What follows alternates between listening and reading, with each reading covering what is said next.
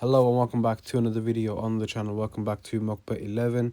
Today you're here for the match preview of the Manchester Derby, which will be tomorrow. But before I get into that, just wanted to remind you guys, 60.8% of you guys are not subscribed. So if you guys could please subscribe, it will be very much appreciated. Smash the subscribe button and yeah, let's get on with the video. Now, the lineup wise, this is my lineup. I got BAYINDIR in goal. I got Yoro, De Ligt, Luke Shaw at centre-back, which is the defense that we've had the entire season so far. Mazraoui returning a right wing back because obviously we're playing a top six side, and Amram is known to either deploy Diogo Dalot or Nusra Mazraoui in those positions. And on the left, obviously Patrick Dorgu, mainly because two reasons: Patrick Dorgu is actually good, and also obviously he's our only left wing back option, especially now that Diogo Dalot's injured. Now, midfield, obviously, as you can see, we got Casemiro and Kobe Mainu. This could be anything, to be honest. It could be Mainu and Ugarte. It could be Ugarte and Casemiro. But I'll just go for that. Hopefully, he does go for it because as much as I do like Ugarte, by the way. For me, I think we should be doing Ugarte and Mainu. But Mainu has to start for me. Okay, Mainu has to start. In the 10 positions, I think it's going to be Bruno Fernandes. I think it's going to be Amad Diallo, and up top it's going to be Mbeumo. I think it's going to be a bit of rotation as well, though, in the front line. Maybe except for Bruno, maybe it's going to be between Amad and Mbeumo. Could obviously start Sesko if he wants, but clearly he doesn't rate him the same way he doesn't rate Xerxes. But yeah, to be so fully honest with you, if this isn't the game where Bruno Fernandes plays in the 10 position, Bruno Fernandes is never going to play in the 10 position, and we have to get on with him being as an 8. But yeah, Man City though, they are missing Ryan Cherky. Obviously, Ryan Cherky, when he signed for Man City, he said he can't wait to kill Man United. Now, guess what? Your legs are killed.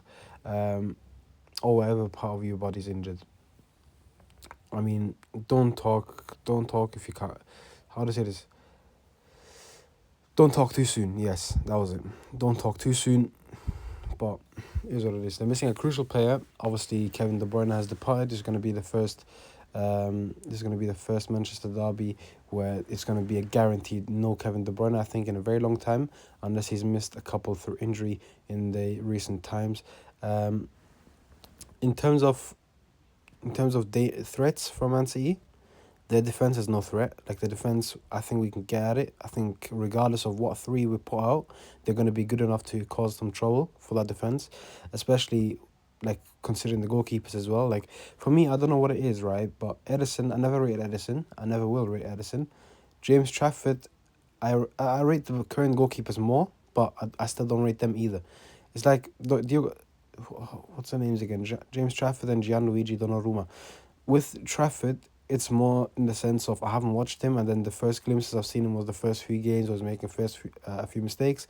Obviously, that could just be nerves. So maybe he's not as bad as what he looked so far into the season.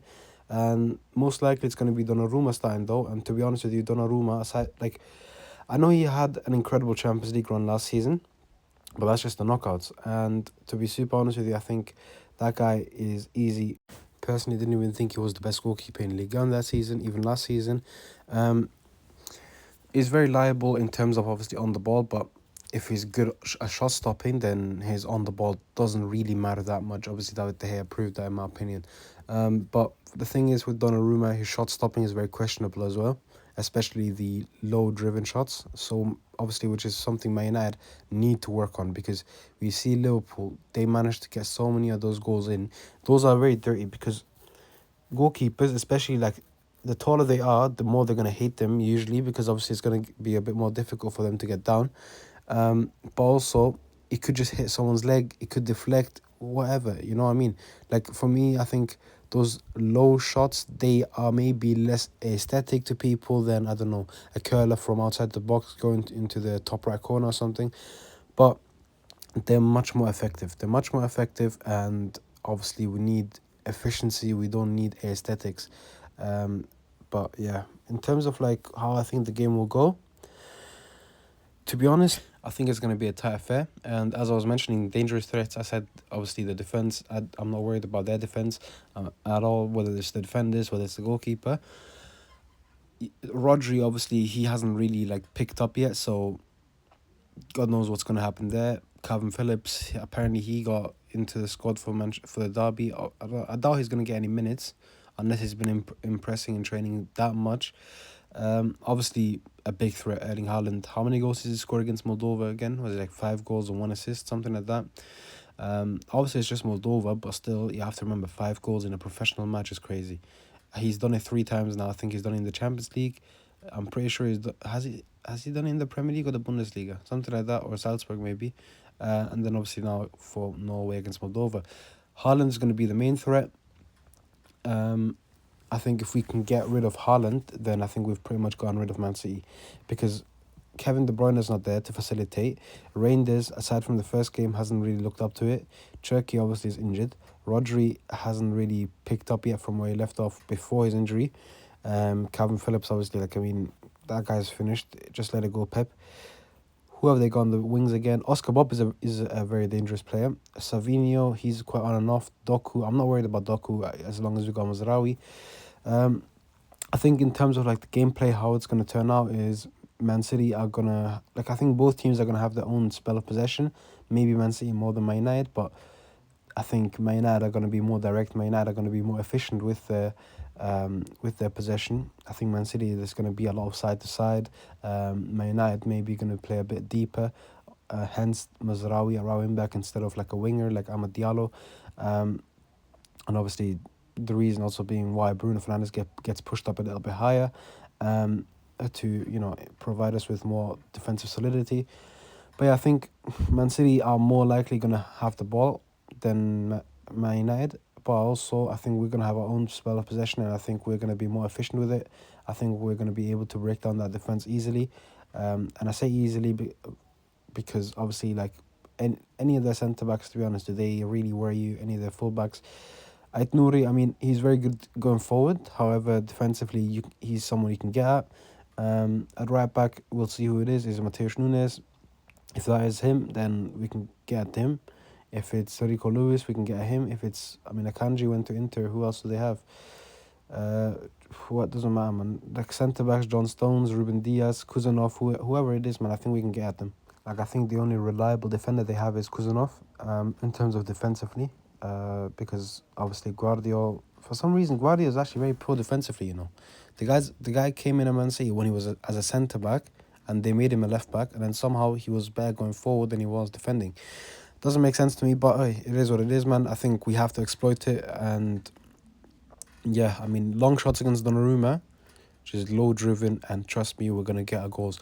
Personally, I think we're gonna get more than 1 goal. I reckon it's actually gonna be a 3-1 Man United. Obviously, it's gonna be. It also depends on the Man United lineup. The 3-1 is more if we used the one that, what's it called? I think we're going to use the one I just mentioned, where it was De Ligt, Shaw, and Yoro at the back. It was the midfield of Casemiro and MAINOO, wing backs of Mazraoui and Dogu, and attacking front three of Bruno Fernandes, Amad Diallo, and Brian Mbeumo.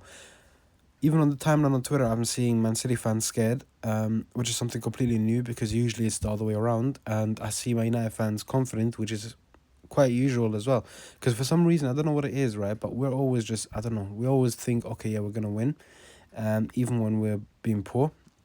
Actually, yeah, even when we're poor, except last season. I was going into games, I was like, oh, we're gonna lose anyway, but I'm just gonna watch. But yeah, regardless, I think we're gonna win. I think it's gonna be a very tight game. I think both teams are gonna have their chances. The only thing that could hinder us potentially is, let's say, Erling Haaland continues that form that he did against Moldova, or Man City suddenly become a great team on corners, on set pieces, because we all know how bad BAYINDIR is, and BAYINDIR obviously is confirmed to start. I think the only players who are guaranteed starters for this team right now are obviously the Yoro, De Ligt, Mbeumo, and BAYINDIR, and Bruno Fernandes, obviously. Everyone else, I reckon Amram could do anything. Dorgu, obviously, as well, because, I mean, we don't have Dalot. Casemiro, you could say, because he started every single league game so far, but yeah, we'll see. Ruben Amorim could completely surprise us. The only thing that's like guaranteed at this point is the formation and the tactics, with maybe a few tweaks here and there in the player roles, etc. But yeah, that's it for the video. I hope you guys enjoyed it. What do you guys think? What's your score prediction? Let me know.